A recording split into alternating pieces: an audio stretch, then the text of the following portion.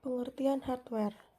Hardware, perangkat keras adalah semua jenis komponen pada sebuah perangkat komputer yang memiliki bentuk fisik, dapat dilihat, disentuh, dan dirasakan.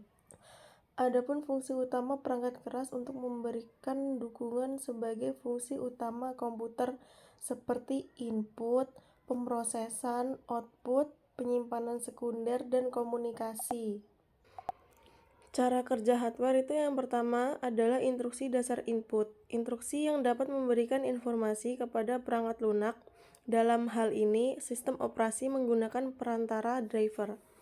Contohnya ketika kita mengklik sebuah aplikasi dengan mouse.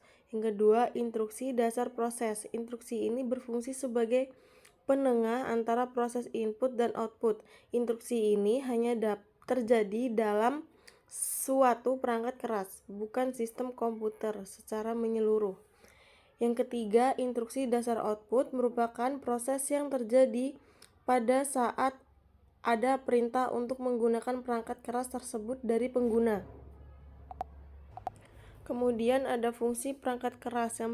Yang pertama itu menerima input. Peran pertama perangkat keras yaitu sebagai penerima input yang diberikan oleh pengguna, perangkat atau pengguna.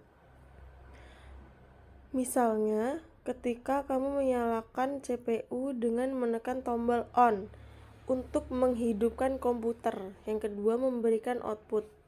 Peran penting lainnya dari perangkat keras adalah untuk memberikan serangkaian fungsi atau output yang dibutuhkan oleh pengguna perangkat setelah menerima input.